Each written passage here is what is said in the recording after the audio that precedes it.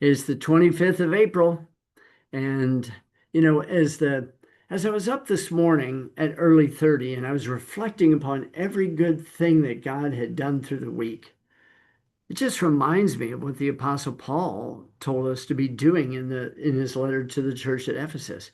Redeem the time because the days are evil. Make sure that you utilize your time to be able to accomplish the things that you're supposed to. Sometimes it might just be you need some rest. Sometimes it might be you need to go get some exercise. Sometimes just cook a really nice meal. Sometimes it's just relax, just enjoy the company of people. Sometimes it's, I got to put my nose in that book. Whatever it is, redeem the time because the days are evil. Our Torah portion this week is Leviticus chapter 16 through Leviticus chapter 20. Now, in these Torah portions, the first 16, 17, and 18 are called Akaremot. Akaremot means after the death. It was after the death of Nadab and Abihu. If we go back to the time when the tabernacle was dedicated in that 7-day process, the priests were dedicated in that 7-day process. The tabernacle is open for business. The fire of God comes out, lights the altar, but Nadab and Abihu take in strange fire, and God consumes them. He leaves the garments intact, but they're nothing but ashes. And it makes me wonder in my mind, according to the book of Revelation, chapter 6, the souls that are underneath the altar, which tells you what? Tells you that they were completely consumed. And as they were completely consumed, now you've got this only thing that remains with them is their clothing. Now, many people, whenever they look at the story of Nadab and Abihu, they'll say, oh, those guys were in sin. Could they? Maybe, who knows? I've looked at it is from every perspective that I possibly can. And you know what I've concluded? I've concluded that they wanted more of God. They were the ones that were up on the mountain in Exodus chapter 24. Remember, everybody's at the base of the mountain. Nobody can touch the mountain. Not even an animal can touch the mountain. But then God comes down. Then God gives them in Exodus chapter 21, 22, and 23, God gives to them 53 specific commandments about how to relate to one another. Oh, my stars. Could you imagine if we lived that out towards one another, just like the 51 in this Torah portion? Could you imagine if we lived out all those towards one another? I mean, they're perfect. They're righteous. They're holy. They're just. I mean, this is a perfect balance of everything. I mean, really a perfect balance of everything. And so I think to myself, what would happen if we all did? It'd be amazing. So Nadab and Abihu, are they like their flesh was consumed, but their garments were not? The garments represent righteous actions. Their body being consumed was like a burnt offering. Even Aaron says that. And God says, anyone who comes to me must be sanctified. You've got to be prepared. You've got to be consecrated. You've got to be set aside for a particular purpose. When Moses is going, ooh, Aaron, I thought that was going to be us. I thought God was going to do something like take one of us, but he took Nadab and Abihu. I look at Nadab and Abihu not as being sinfully wicked, but recognizing that they got a taste of God. I don't know if you've ever experienced it. I'm sure you have, but you've tasted and you've seen that the Lord is good. You know that he allowed you to encounter something about him. It might have been something you heard. It might have been something you felt on the inside. It might have been an event that you just saw the hand of God carry you through and you just went, wow. And you tasted and saw that the Lord was good. Or you came across a passage in the Bible and says, he is so good. What ends up happening is when you get a little bit of taste of how good he is, the next thing that ends up happening is I want more of him. I want more. I want more. I want more. And that's what Nadab and Abihu did in Leviticus chapter 16. That's why it's called after the death, Akare Mot, after the death of Nadab and Abihu. So back in Leviticus, earlier, chapter 10, when they went in with the strange fire, then God consumed them. Was it just because they sinned when they did something that God did not command? Hmm. So if God didn't command them to do it, but they did it, was it truly a punishment that God was doing? Or was God trying to teach us something else? Well, Aaron obviously got it because when you read the end of Leviticus chapter 10, Moses says to Aaron, "Why didn't you eat of that sin sacrifice?" And he goes, "Do you not understand, Moses? My sons just got taken by the Lord as a burnt offering." That's literally what Aaron says. And he goes, and it was obviously a sweet smelling savor to the Lord. So I'm not supposed to eat that. Moses goes, "Oh, you're thinking correctly." Well, the beginning of chapter 16, after the death of Nadab and Abihu, this is how chapter 16 begins. Then it goes into Yom Kippur. Now, let me just share with you for the next 3 weeks, literally for the next 3 weeks, I'm going to focus on one specific topic. A topic that if I was going to just lay it out there for you, I could bet you dollars to donuts, 99% of the people don't understand it. It was probably about 15 years ago. I was scratching my head because there was something that I couldn't understand. I was thinking, Lord, uh, blood was always for the sake of cleansing the sacred space of the temple, atonement for the temple.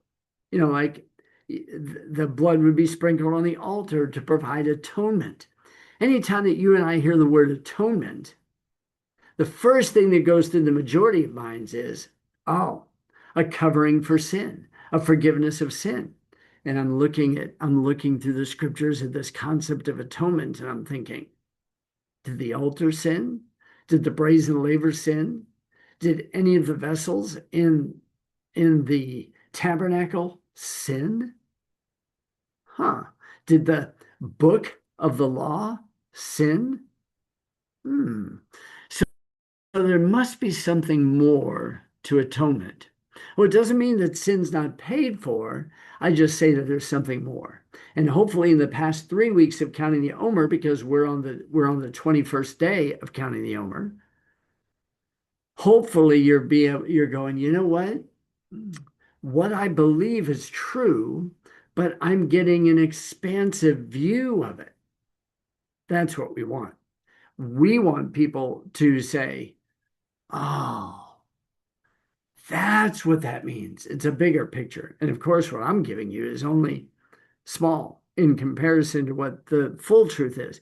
But over the next 3 weeks, I'm going to drive home this concept of atonement. And Lord willing, this first week, I have to deal with sacred space. I have to deal with sacred space of why the tabernacle? Why did everything have to have blood applied to it? Why does blood have to be put on the horns of the altar? Why does blood have to be sprinkled on it? Why does blood have to be poured out at the base? If Leviticus 17:11 says, which is in this week's Torah portion, that life is in the blood, then why are we celebrating death with the blood? There must be something that we're missing. I think we are. So I'm going to share that with you, and hopefully it'll be really encouraging.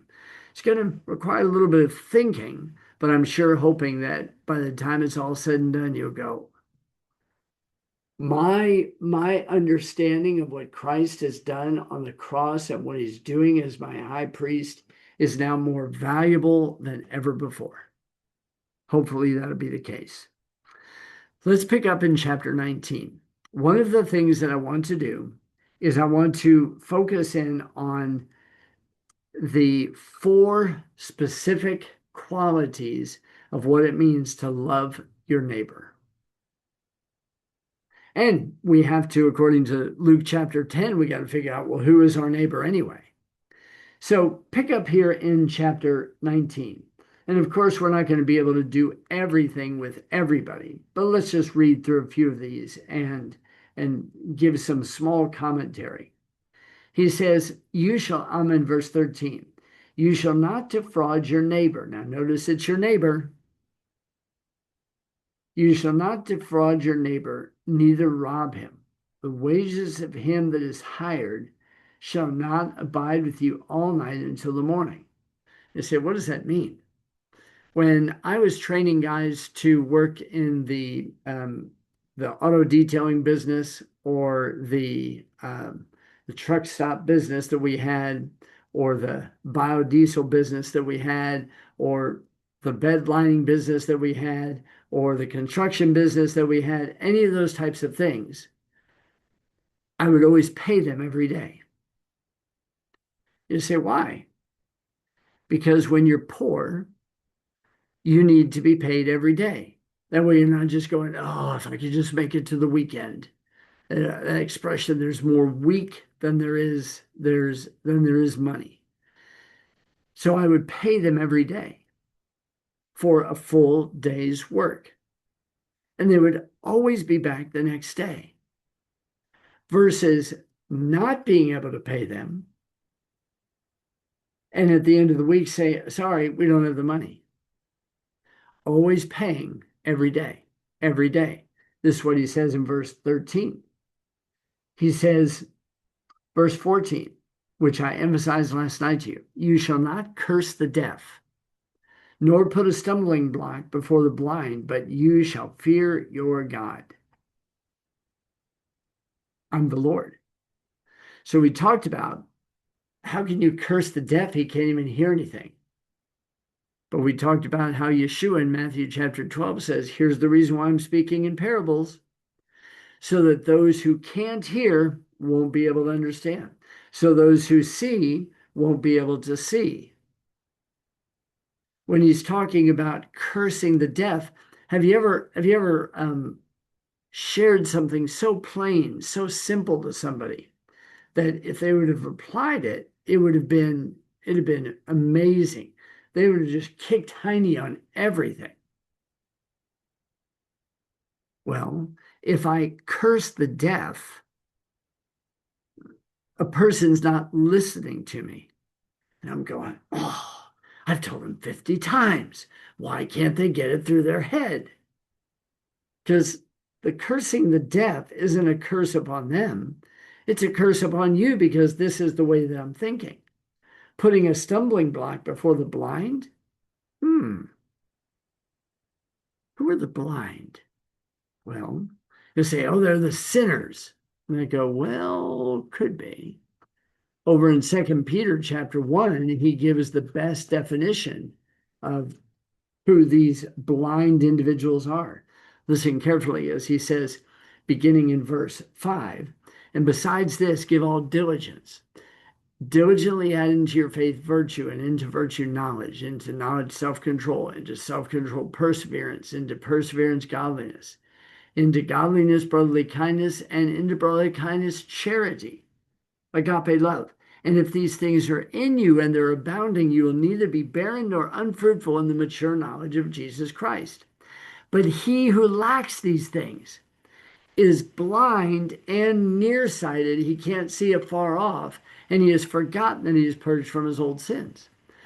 So anytime we hear, that Jesus came for the lame and the deaf and the dumb and the blind and the halt and all the different things, we always just assume that these guys are unsaved, unredeemed, unregenerate individuals, but that's not true.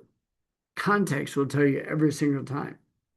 So when he's saying you don't put a stumbling block before the blind, and you go, well, who are the blind? The blind are the individuals who forgot that they were purged from their old sins.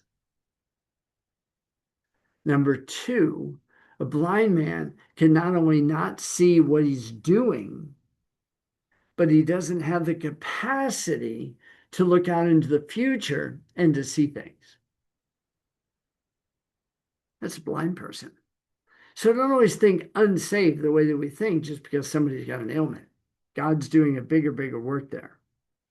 So he says in verse 15, you shall do no unrighteousness in judgment. You shall not respect the person of the poor. And he goes on to say, nor honor the person of the mighty, but in righteousness shall you judge your neighbor. So doing no unrighteousness in judgment is the hardest thing to do. You know, Yeshua really addressed this in Matthew chapter 7. Matthew chapter 7, verse 1 through 5, he says, judge not, lest you be judged. For whatever standard you judge, that's going to be the standard that you're judged against. And then he goes on and he says something very significant. He says, before you try to do microsurgery on your neighbor, you might want to pull that big honking log out of your own eye, because every time you get near, you're just knocking that dude left and right. And you've heard me say dozens of times on these calls from Romans chapter 2, verses 1 through 4. Oftentimes what happens is the very thing that I see in somebody else's life, that's my issue. If it wasn't my issue, it wouldn't cause my hair on the back of my neck to stand up. It wouldn't put a burr underneath my saddle. And then I'd end up going, if I was over it, if I was over that sin that I'm noticing, then I would just focus on helping that person out. But oftentimes it irritates me, it grates on me because they're doing that. And so it's my job to point out their fault first before they point it out to me. And this is where our hypocrisy comes in. He says, you shall not respect the person of the poor. Just because a person's poor doesn't mean they get handouts. Use wisdom, use judgment, use discernment. Do exactly what you're supposed to be doing.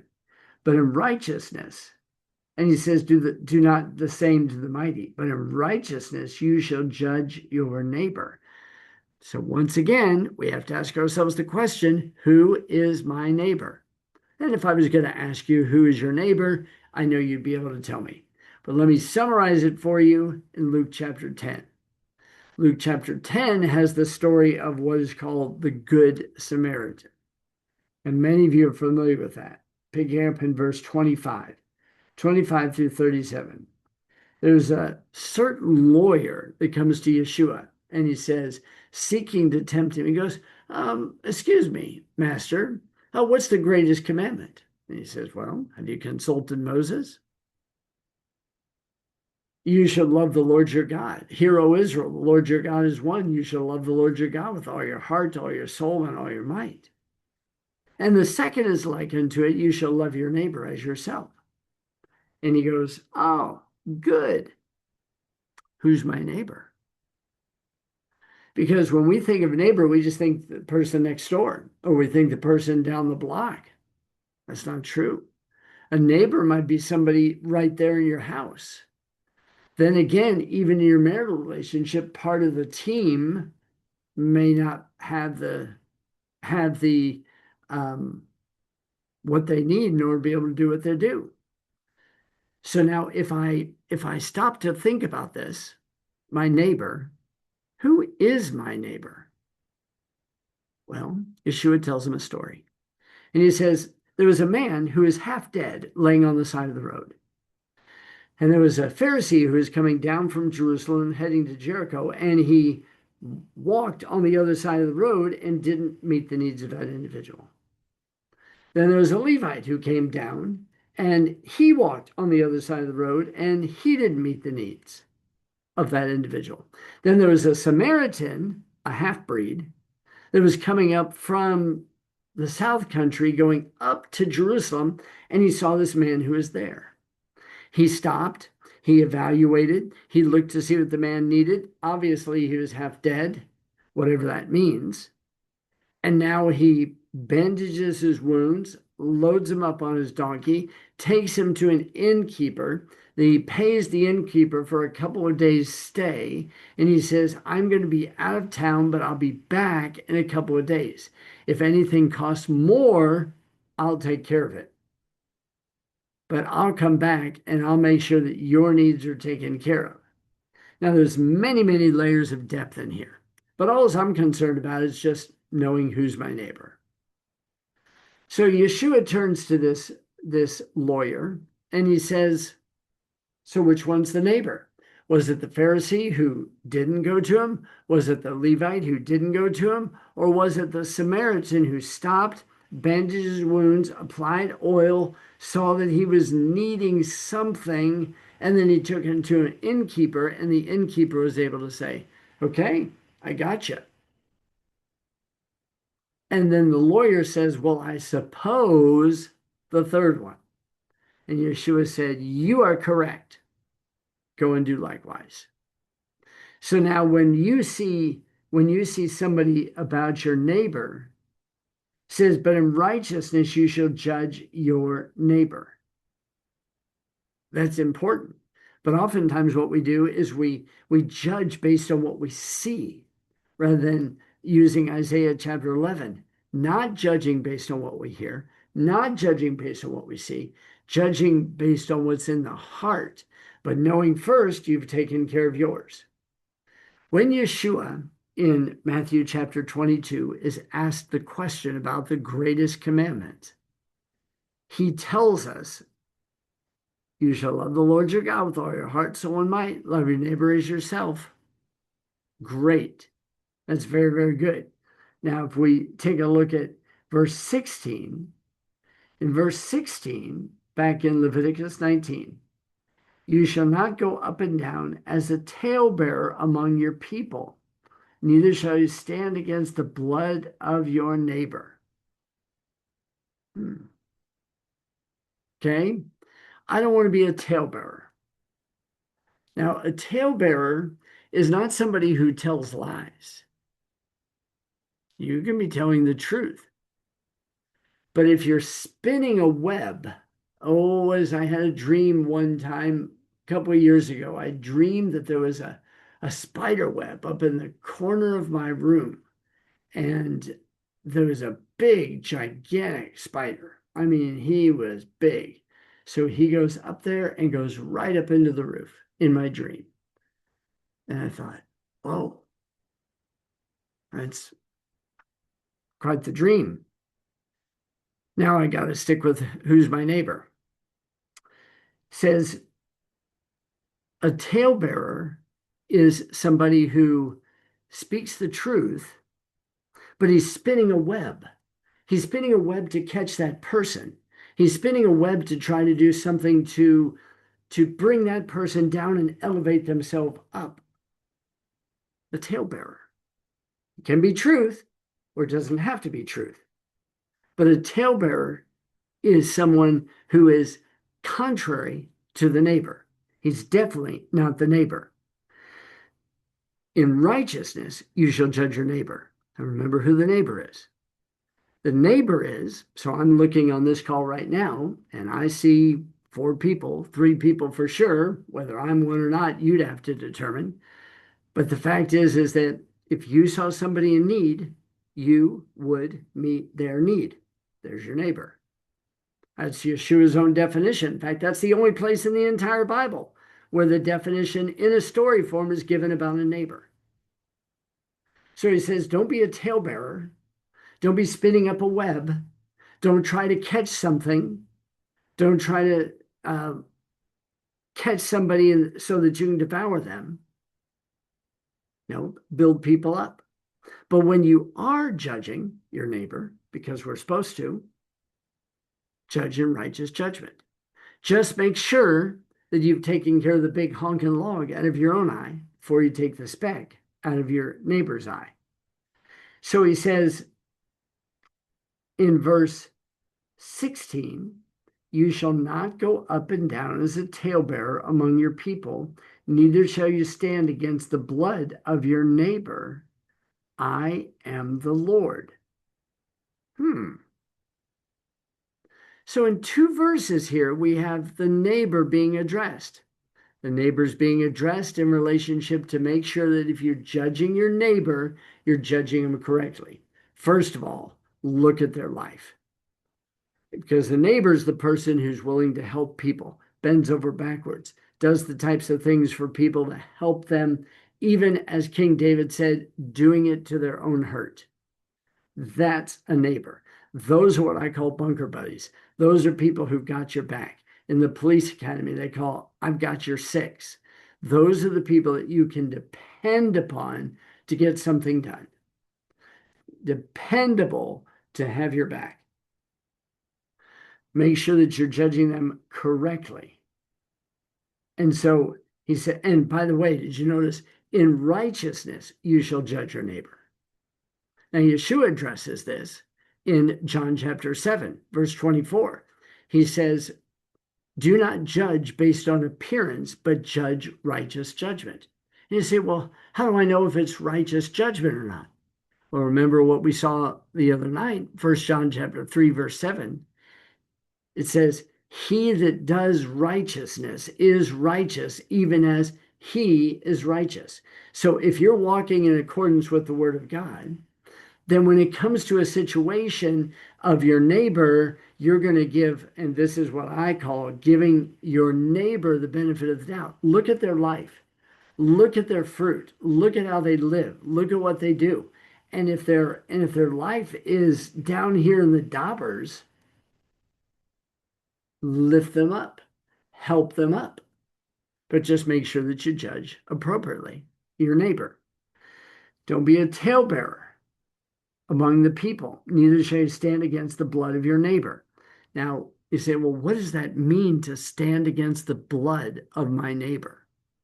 Well, if my neighbor is in a picture, he's in a pickle, and he's in an opportunity where he could step off into something that's not good, not by his choice, but by something else, then what you want to do is you don't want to just stand there and just watch it all happen, especially if he's in that position because somebody was a talebearer against him. You don't want to just stand there and just watch him go and do whatever against your neighbor. No, you want to make sure that what you do is you stand against the blood. Literally in Hebrew, it says, stand in the blood of your neighbor. I'm the Lord. You want to fully identify. We already know in Leviticus chapter 17, verse 11, he tells us that life is in the blood. So if you see your neighbor in a position where there's been a talebearer and you know it's not correct, don't just stand there and just say, good luck. Go help him. Reach out. Take care of it. Now look at what he says in verse 17. You shall not hate your brother in your heart. You shall in any wise rebuke your neighbor and not suffer sin upon him. So you say, well, what does this mean? This means if I hate my brother in my heart, I pretend everything's hunky-dory on the outside, but on the inside, I am boop, fuming mad. Now, there's a difference between, you know what, I'm really mad, but I'm going to be patient. It's going to be good. But if you hate your brother in your heart, that's in here. The heart really is the mind.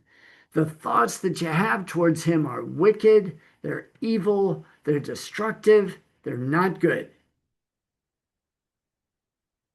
So he tells us, he goes, whatever you do, don't hate him in your heart. Don't pretend something's good on the outside, but on the inside, you're fuming mad at him. If I'm fuming mad at somebody, I'll let them know. I'm fuming mad. If you tick me off, I'm going to tell you, you tick me off. I'll get over it. but I'm not going to keep it inside because what happens is if you keep it inside, then it begins to fester and the pressure begins to build. And then the, the pressure cooker top pops off. Make sure that you don't hate your brother in your heart because we're supposed to be our brother's keepers. You shall in any wise rebuke your neighbor. Now in Hebrew, it has the word rebuke twice. This is going to be important. You shall in any wise rebuke your neighbor. Okay, if I see my neighbor needs to be rebuked, needs to be corrected, needs to be adjusted, but wait a minute. The Hebrew has the word rebuke 2 times for emphasis. The English doesn't do it, but the Hebrew text has it twice. What does that mean? It's Matthew chapter 7. What Moses is saying, he looks, okay, before you go rebuke your neighbor, you might want to double check your own life. You might want to check to see if that's your issue. If that's your issue, you can still point it out to your neighbor, but now you're not going to be a talebearer. Now you're not going to hate him in your heart. And in a minute, you're going to see that we can't hold a grudge against him. You can go to him and say, hey, you know, Billy Bob, I'm struggling in a certain area of my life, A, B, and C. And it looks to me like you're struggling in that same area. And the reason why I recognize it is because that's my issue. Is that what's going on inside of you? Actually, Alan, it is what's going on inside of me. Versus, oh, you know, you're living in sin. Oh, you know, you're doing this. And you go back and say, huh, how am I supposed to be doing my neighbor? He says, well, you shall in any wise rebuke your neighbor. One rebuke is for you. The other rebuke is for them. Rebuke, rebuke. Take care of you first. The plane's going down. Oxygen mask come out. Put the oxygen mask on the adults first. Don't do the kids. Put them right there on your face. Then you've got oxygen. Then you can take care of somebody. Now you can help. So he says, don't suffer sin upon him. If you don't rebuke him, first rebuke yourself. If you don't rebuke him, and there's a difference between reproving somebody and rebuking. Reproving is, hey, don't do that anymore. A rebuke gets right in their face and says, I'm not going to allow this to happen. You're not taking another step forward. It's not going to happen. Versus what we oftentimes do, we say, well, they'll learn. Well, if you're your brother's keeper and you think that they're a neighbor, whether you are or not, if you think they're a neighbor, then what we'll do is we'll say, okay, I'm going to gently reprove you with this is inside of me. Or you can rebuke and say, you know what? I've dealt with this inside of me. I'm pointing this out to you. Let's get it resolved because I don't want our relationship, which is like this, to be hindered. So he says, verse 18, you shall not avenge nor bear any grudge against the children of your people, but you shall love your neighbor as yourself. Love the Lord your God with all your heart, soul, and might, and love your neighbor as yourself. See, I can love myself if I'm judging myself. Nobody can judge me. I mean, people judge me all the time, but you can't really judge me. Can't really judge me like it's going to make the end of the world come faster. You can't determine my destiny. Oh, you might be able to do this or do that, but you ultimately can't judge. That's why no man should judge any man. Now, if you're in a relationship that it is required that you do something, that's a different story. So now he says, but you shall love your neighbor as yourself. I am the Lord. There's four things that are right here. How do I love my neighbor? We'll just say, well, I'll be kind to him. No. First of all, determine who your neighbor is. And you say, well, aren't we supposed to love everybody? No. No. You're not supposed to love everybody. You're supposed to love everybody within the body. Now pay close attention to what happens when you do this. When you love everybody who's in the body, then the people on the outside are going, whoa, they've got something really special going on in there. So they want to be a part of it. But what happens is we oftentimes love everybody out there and we don't love the people that are right here. It always seems that we got the reversed love syndrome of Job. Of not Job, but Lot. Lot said, my family doesn't mean anything to me, so I'm going to give my daughters out to those ravaging men out there, but I'm going to take these angels who've come as my guests. I'm going to treat my family poorly, and I'm going to treat strangers I've never met before as though they're part of my home. Lot got it exactly backwards.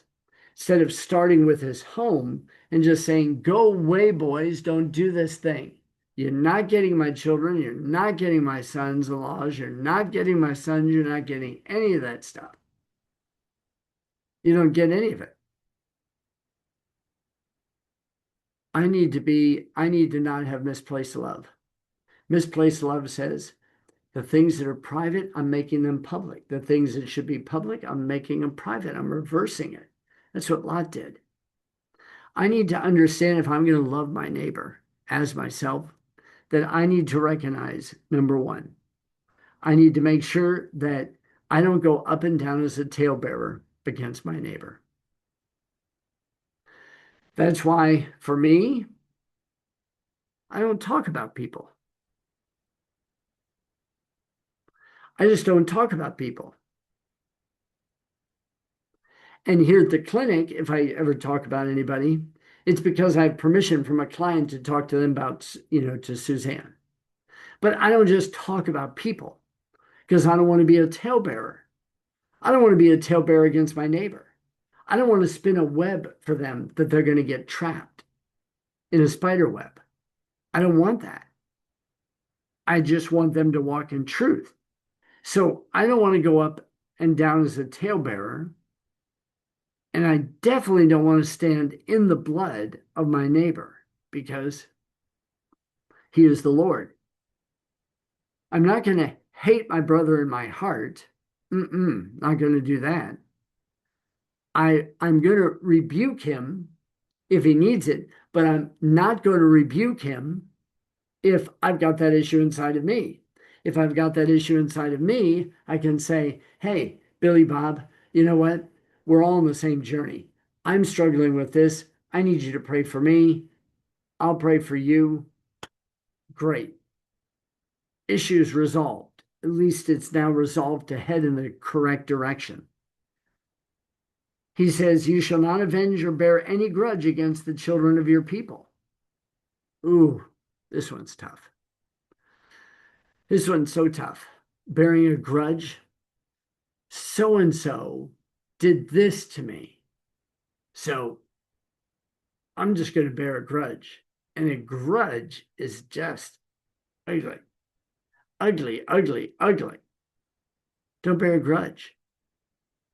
Because a grudge is going to be bitter. It's going to lead to bitterness. And if it gets to bitterness, then many are going to be defiled from Hebrews chapter 12. So now if I take a look at these things, I don't want to hate my brother in my heart. I want to rebuke him if I need to. I need to avenge him. You shall not avenge, you shall not avenge nor bear any grudge against the children of your people, but you shall love your neighbor as yourself. Now this is, you won't bear a grudge against anybody. You shall love your neighbor as yourself. Practice these things. Practice not bearing a grudge.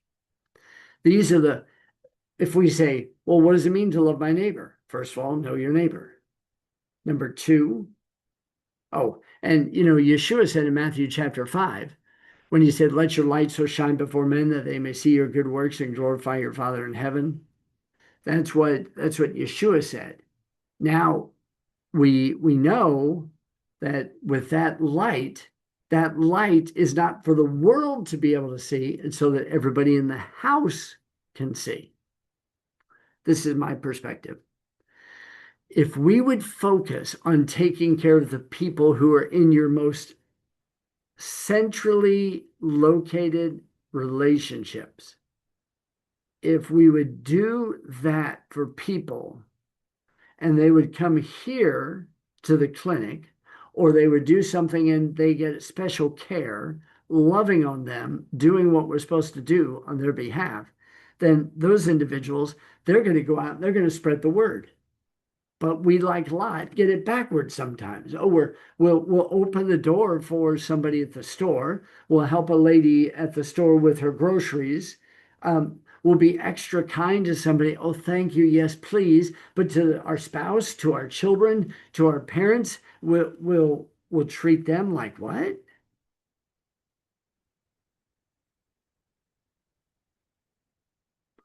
How do I love my neighbor? I love my neighbor. I don't hate him in my heart. I tell him, if you're ticking me off, you're ticking me off. If I'm going to rebuke my neighbor. So my neighbor's done something that's ticked me off. I'm not holding it on the inside. I'm gonna identify it inside of me. Now I'm going to rebuke him. Then he says, I'm not going to avenge. Okay. He did this to me. I'm going to do this to him. I'm not going to bear a grudge against anybody. No, but I'm going to love my neighbor as myself. Because if I love the guy who's helping somebody else out, then other people are going to say, whoa, he's getting special attention because I'm supposed to love my neighbor as myself. Very important. So people say, oh, maybe I should be a neighbor too. Maybe so. Wouldn't you like to be a neighbor too? Look at verse 30. He says, you shall keep my Sabbaths and reverence my sanctuary. I am the Lord. Well, that goes back to verse 3 of this chapter. You remember? And he says, you shall fear every man his mother and his father and keep my Sabbaths. I am the Lord your God. Now, you remember last night I told you about the reason why it's mother and father is because it's a reference to your heavenly mother and your heavenly father, but it's also in reference to what is the mother anyway? The mother is the one who really teaches the kids.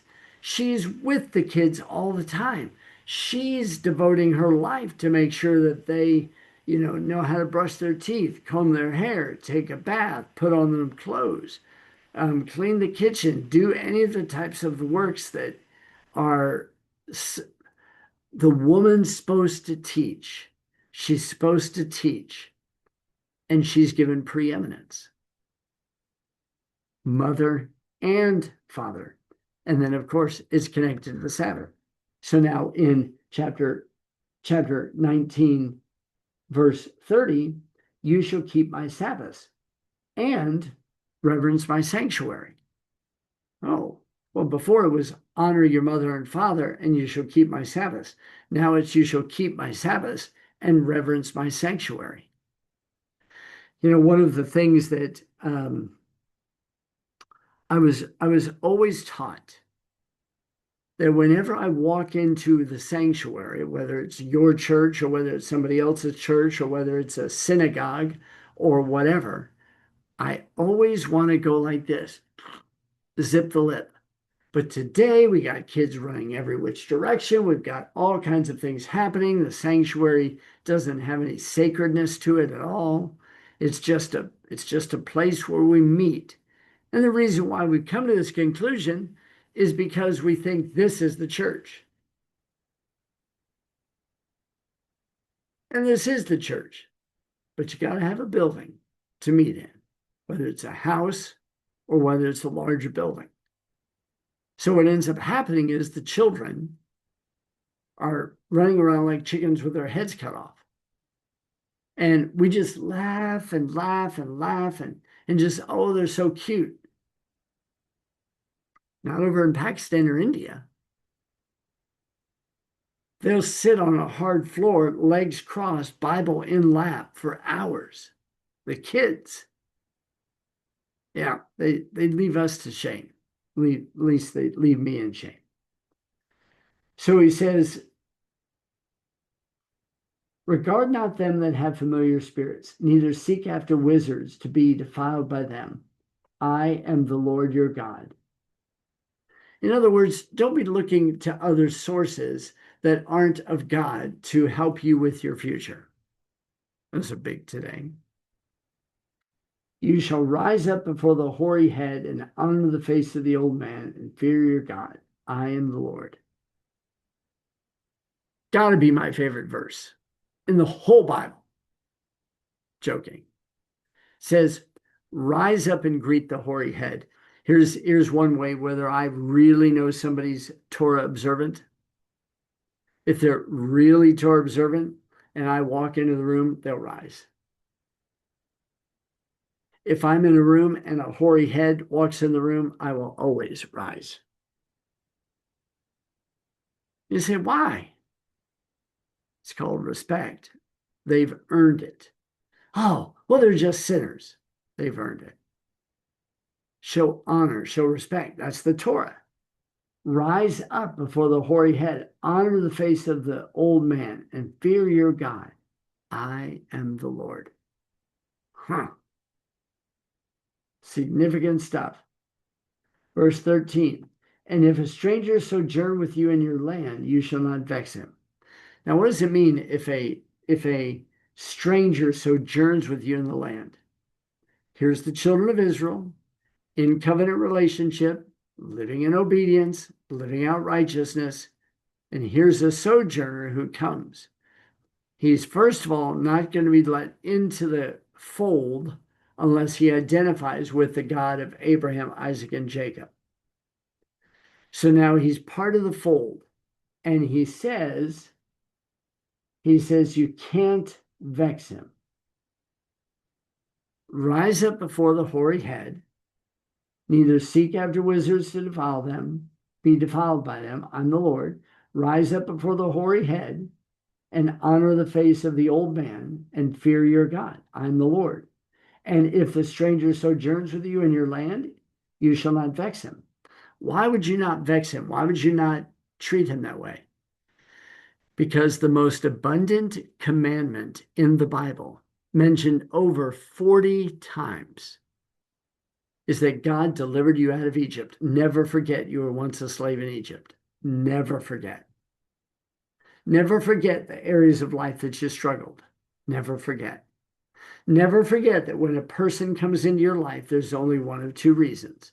Number one, you're in their life because you've walked through what they're going through, and you have wisdom to be able to help them through.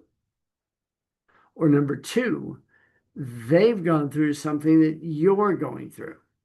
And so if that's the case, then I have to say, okay, now God, you want me to treat this sojourner, this stranger who's sojourning with me. What does that mean? That means he is literally living life the same way you're living. If a stranger sojourning with you, you don't want to vex him because he's now identified with you. He's imitating you. He's living according to the household rules. I was talking to a person the other day, and I said to this person, I go, we were talking about whether we as Christians should be keeping the Torah or not.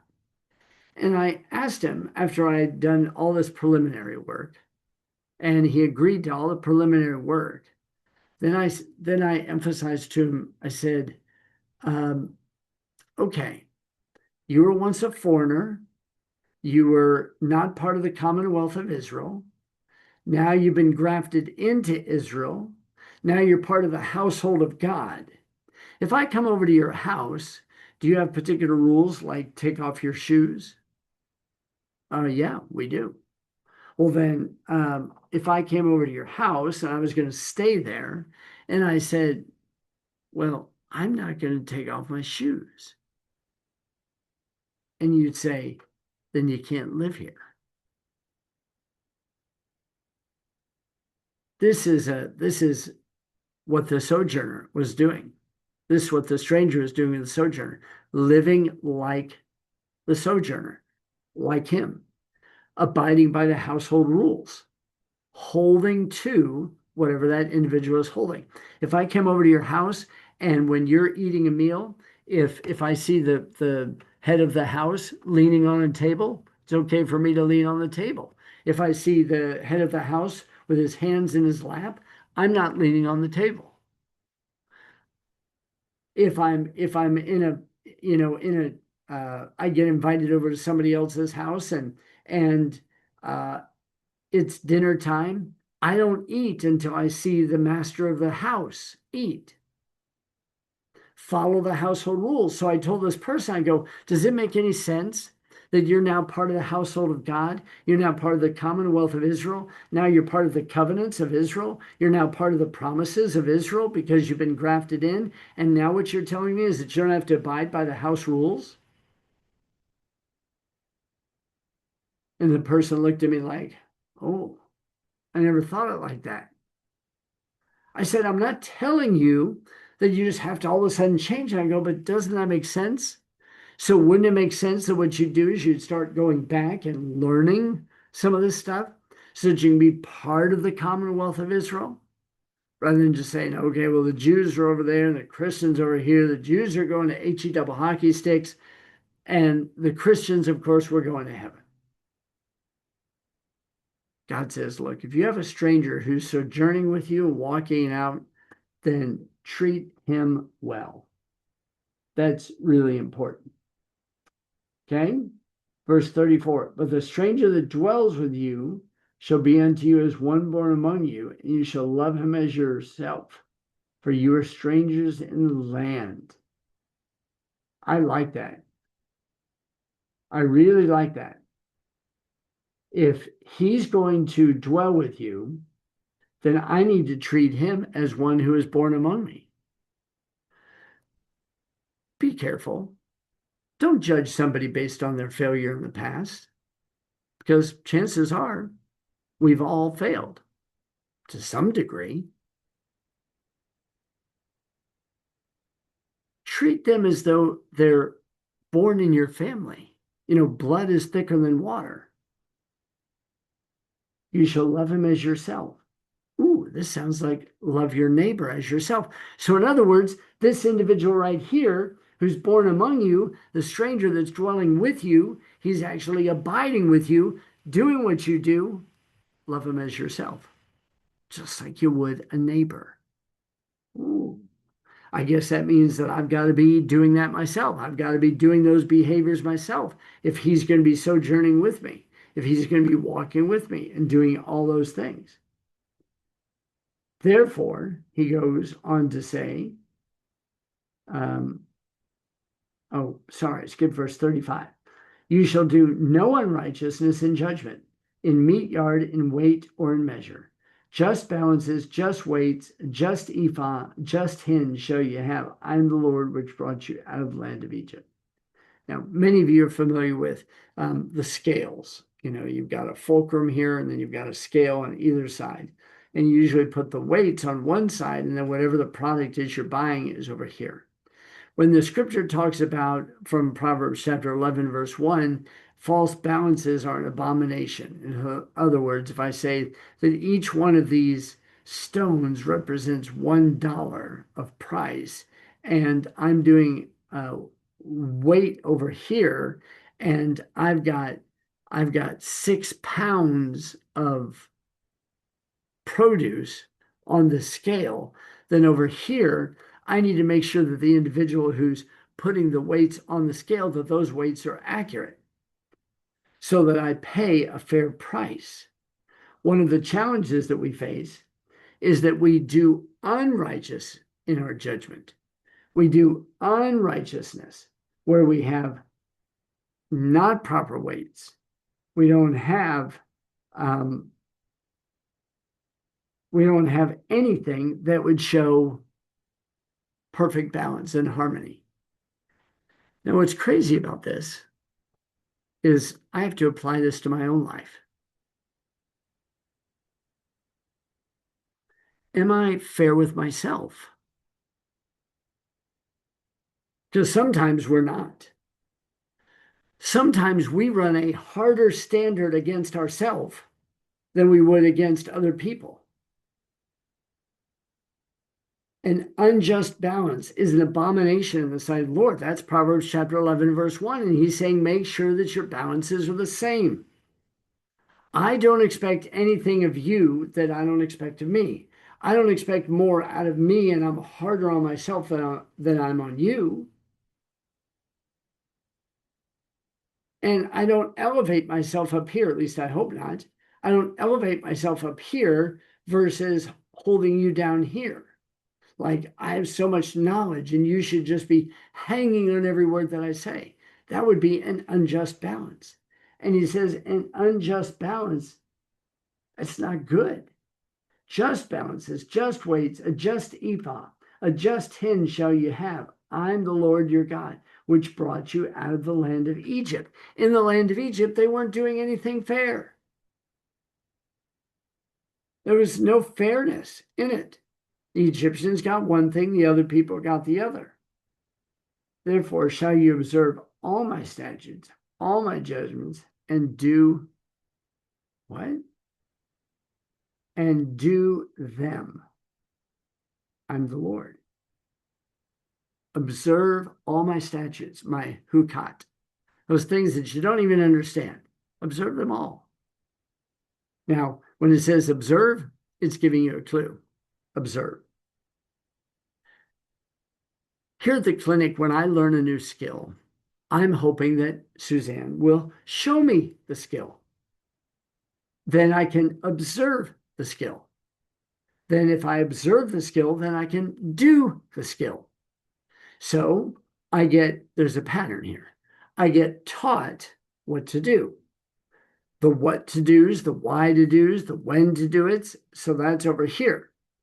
Then I get shown what to do at this time and this time and this time. And then, besides being shown, now I'm going to do it under supervision to make sure that I'm doing it right. Once I've done it under supervision and the supervisor feels like it's done well, then the supervisor steps away and now I can do it by myself. That's how you train people. If I'm not trained, don't put responsibilities to me. You shall observe my statutes, all of them, and my judgments, and do this, I'm the Lord. Did you notice how many times he said, do this because I'm the Lord, do this because I'm the Lord, do this because I bought you, and you're no longer your own. You're not a slave in Egypt anymore, but you are a slave to me, Romans chapter 7. And Romans chapter 6. So if I understand that, I can say, oh, okay. In chapter 20, he goes on. Remember, there's all kinds of rules here and guidelines, a lot of animal making love, bestiality, improper sexuality with family members and things like that. And you'd say, well, yeah, good. But don't you find it strange? We would say, definitely none of that stuff. Whereas over here in this realm, we're doing it. No, yes, inconsistencies. In chapter 20, he tells us in verse 7, sanctify yourself, therefore, and be holy, for I am the Lord your God. In chapter 19, verse 2 and 3, he said, be holy, for I am holy. Now he's telling you, sanctify yourself. Sanctify yourselves, therefore, and be holy, for I am the Lord your God. And so you say, well, what does he want me to keep? Well, Guarantee it. He wants you to keep chapter 17, 18, 19, and 20. I guarantee you. And that's something I need to keep in mind. God wants me to do things well. He wants me to do things in love. He wants me to not hold grudges. He doesn't want me to do improper judgments. He wants me to be my brother's keeper. He wants me to live in such a way that my neighbor is always blessed. If I have to confront my neighbor, okay, great. I'm just not going to let anger brew inside. I'm going to love him. I'm not going to hate him in my heart. I'm going to love him. I'm going to speak to him. I'm going to correct him. Or maybe I'm going to be corrected, one or the other. Whatever the case is, what I know is if we were all doing Leviticus chapter 19, 20, really 18, 19, and 20, the whole world would be different.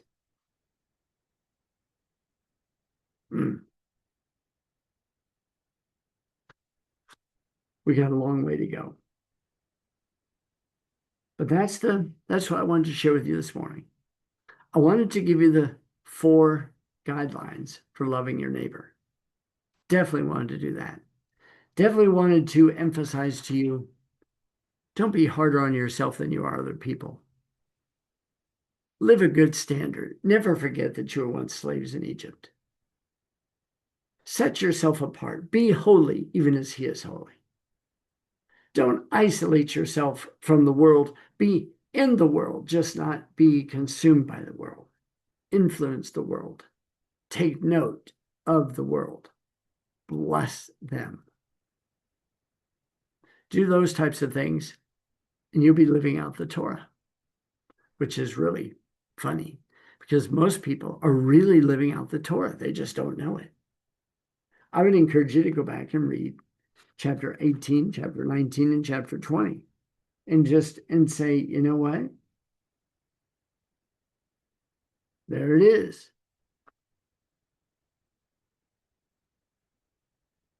So important. I love this book. Let me end the call and open up any potential questions that you might have and wish you a great Shabbat.